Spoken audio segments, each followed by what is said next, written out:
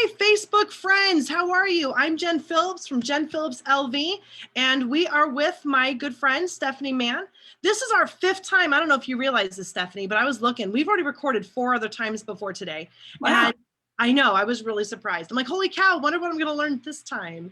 So I just want to share with you guys. I'm so excited to continue to share my friend Stephanie with you because she has some wisdom just beyond being just a mother, not just a mother, but being a mother. She's got those years of wisdom, but she's also helped cities and towns make their neighborhoods safer, make their communities safer. And she has written several books, and she is sharing her wisdom with us on how we can help our children to be their best selves, how we can be an empowered parent and we can make empowered children.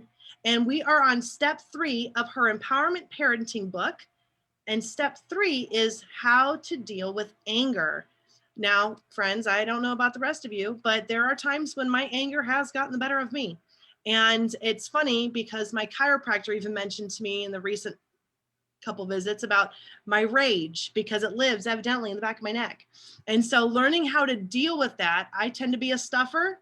I was a yeller for many years. And so now it's yelling and stuffing. Okay, how do we manage our anger? How do we deal with that? And more important, how do we teach our children how to do that? So Stephanie, thank you for joining us on this beautiful Friday.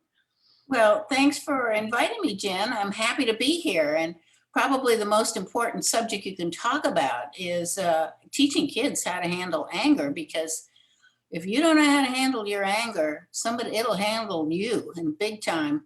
And as you said, it can handle your neck, your shoulders, your stomach. Your emotions are really an important part of you and your health, actually. Oh, So, very true. Very true. And I've only recently learned about the mind-body connection and how mhm. my body's behavior is feedback for me. And so when I've got tense shoulders or I've got a tense neck or something, that's feedback that there's probably an emotion that I'm not dealing with. Absolutely. And I can't say enough about the importance of helping kids to know how to handle their anger. Because if they don't know how to handle anger, somebody else will be able to control them. It's part of finding your own identity. And the earlier you teach children to handle their anger, the easier it will be for them to get through life. Because if you're emotionally involved and you react to everything somebody says, you have to learn how to calm it down, take some deep breaths, listen. And sometimes, if you're really angry or things have happened to you, sleep on it before you react. Sleep on it. Children need to know that they don't, just because somebody is angry with them, they don't have to react to that right away. They don't have to react to it ever. Silence is a great way to diffuse anger. Does that How make do sense? you recommend that you don't stuff the feelings then?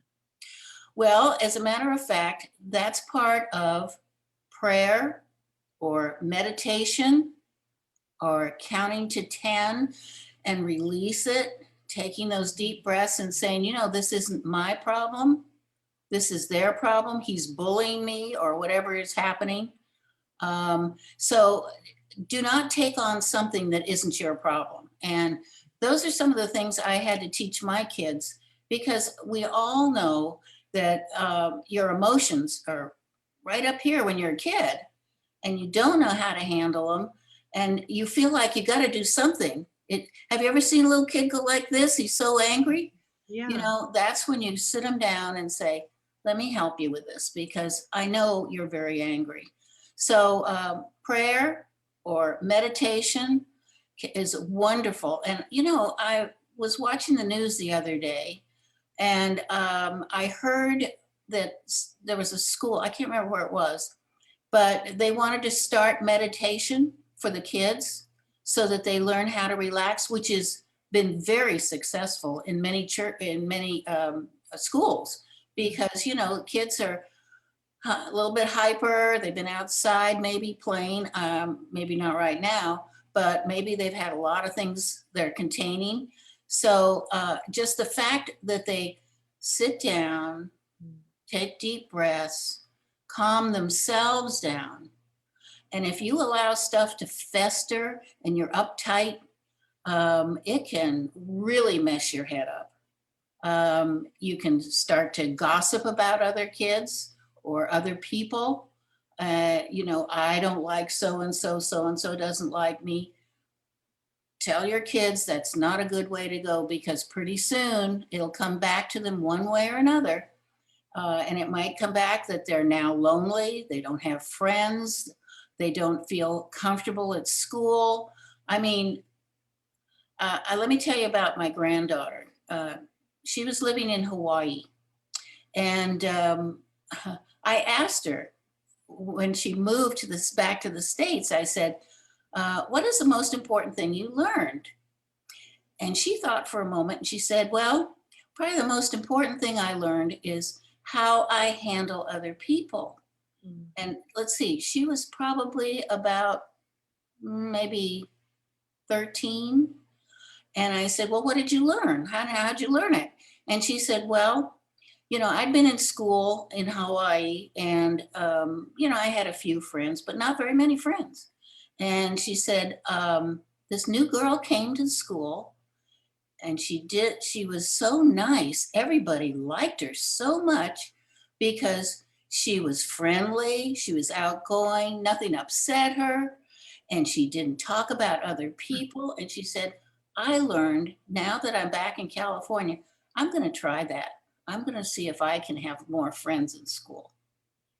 She did, and she became a cheerleader, and she's a very good student. So she was very happy with the fact that she learned by observing other people and what made them, more popular in school. So, there's a lot of things that kids do learn from each other, whether it's good or bad. They still learn from each other, but you can reinforce it as a parent.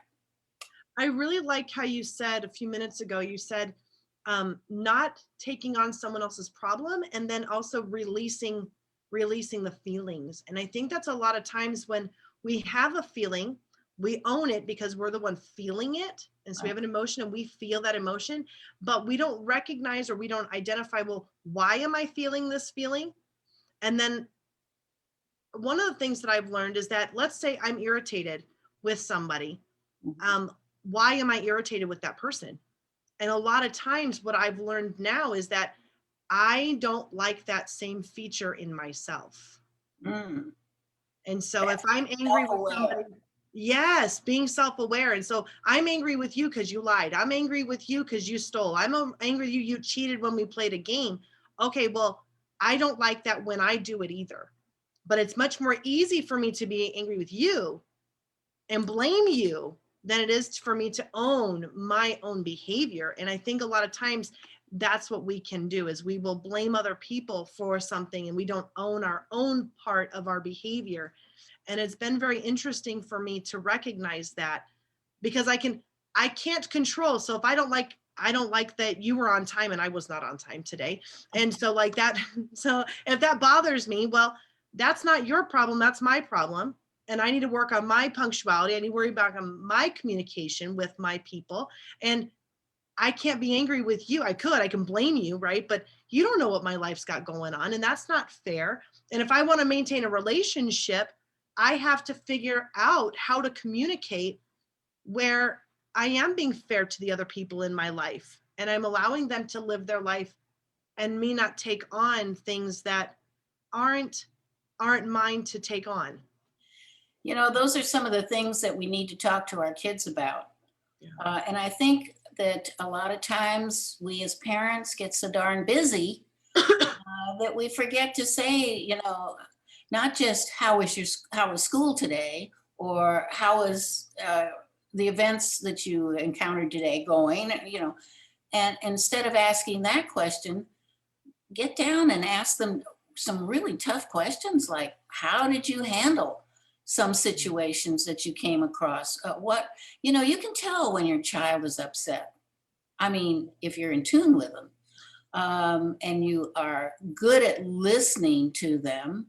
I even suggest the listening chair, which I really think is so important that we do, as parents, we become better listeners to our own children, because just, assuming things are going okay is not good enough. It's really letting them express themselves if they have a problem. So well, do you want me to explain what the listening chair I is? do. I want to know what the listening chair is. Yes, I do. Well, the reason I mention it is because I talked to a mother years ago, and she said she had 3 boys, and she said they were driving me crazy. They're constantly fighting, and she said, finally, I put a chair in the kitchen, and I said, look, I'm sick of this. If you guys have a problem with each other, I want you to sit in that chair, and we're going to all stop what we're doing and listen to what you have to say. Oh, Well, that got pretty popular rather quickly, because the boys would sit down and blame the other one, or, just that I'm right, he's wrong. And then the other kid would sit in the chair and he'd say, no, it's me. And they would listen to each other. And pretty soon mom was just asking questions. She wasn't telling them how to behave. And they were starting to solve their own problems. Now, the reason I say this is so important, because you never want your kids going to bed angry. I mean, you can have civil siblings, and the rivalry between them, if you allow that to continue, it can go on their whole lives. mhm. So you as a parent need to stop it and say, you know what? This isn't the way our family's going to work. We're going to all get along. So let's talk about it. Let's talk about anything you have a problem with. So a listening chair can be very powerful. And if you start listening to them when they're small, believe me, they will start telling you things when they're teenagers that a lot of kids won't.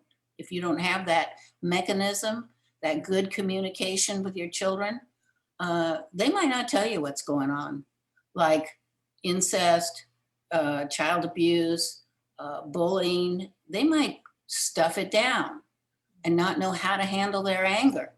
So that's an important thing for all parents to think about, is how do I relieve my kids? And if you do, if they can take charge of their own emotions, Mhm. you will be surprised at how amazing your children are at communication. Uh, because communication isn't just mother talking to children or father talking to children, it's children talking to parents and parents listening. Oh, very cool. Very cool. Stephanie, I love that you've always got something new to share with us about how to be a better parent and really how to be a better person. And it's like, even if because I have lots of friends that might be watching this and they may be like, I don't have any kids, or, my nieces and nephews Right. are older or whatever. And it's like, but if we can stop and listen and stop Mm. listening to respond, listen to listen, and be ready to do that, we're going to see a significant shift in our relationships. Absolutely. And it doesn't take much. Kids want to have a good relationship with their parents. They crave that. So if you are the leader in the family, make sure that happens for them, because your kids are amazing. All kids have an inner spirit that is so amazing. They have undiscovered talents, and we need to help bring those out by exposing them to different things. And you'll have an more amazing child than you have now. That's very cool. I want to ask, and I'm thinking that maybe I already know the answer to this because of what we've talked about today, but if we had to look at homework for our families for this week, I'm thinking, would you recommend starting that listening chair idea? Oh, absolutely. The sooner the better. Just try it. And, but remember the rule. You don't tell them how to behave or anything. You're just listening to them, and you're asking questions like, what made you feel like that? Uh, what happened? How did this get started? You want to get down to the root. So many times parents are in a hurry and they sort of want to say, okay, this is what you should do. No, let them figure it out, because if they figure it out for themselves, that is discovering their own identity within them. Because, and I'm going to say this again, I've said this before, the helicopter parent, I think, is child abuse. And I say that because you're not allowing your children to learn their own lessons. If you're hovering over them and making, telling them how they should have handled stuff, they're not learning it for themselves. And, you know, growing up is about learning. It's not about the parent guiding you all the time. Yes, you have to guide children, but certainly you don't want to, you know, make it so easy for them. They don't make any mistakes anymore, and they know they can always rely on you, because they can't. You're not always with them. So give them that independence. That's what love is all about. Very cool. Very cool. Well, Stephanie, I am so glad that we got to connect again today, even though my faux pas of my busy life. So thank you so much for being patient with us today. And friends, if you are wondering what else Miss Stephanie Mann has to share with us about empowerment parenting, please check out our links, check out to see what you can do to learn more about what she's sharing with us. And always you can add comments or questions into the chat bar. Here is her book, Empowerment Parenting. I think you said last week, it's $3.99 on Kindle? That is the ebook. Wow. This is has lots of cartoons and all kinds of exercises in it. And this is a $13.99 now. It's been reduced. Very cool.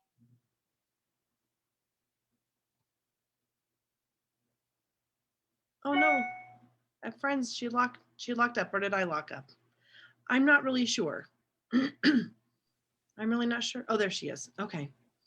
You froze up for a second. I don't know if it was mine or you. Oh, okay. Well, I was just saying that we have, it says your interconnection is unstable. So I don't know. Oh, good thing we're almost done then. That's probably my, I don't know what I'm doing here. Okay. Well, we will see you again next Friday. We will be on step 4 next week. And friends, if you've got questions, please let us know. I've got some new friends next week that we're going to be sharing stories with. If you know somebody that would love to see more about what Stephanie's doing, come and join us next Friday. Invite them to come. We'll be here at 4 o'clock. We have to move our time. I'm back working in my building at my school. And so if you know somebody who can benefit from what we're sharing, please share this with them. And we look forward to seeing you again next week. And if you need more information, just go to our website, safekidsnow.com. Very cool. If you have a question, ask me, because there is a blog on there that you can go down and ask questions. Oh, very cool. Thank you, Stephanie. Have a fabulous weekend, and I will see you next week. Okay, great. Good to see you, Jen. Bye, guys.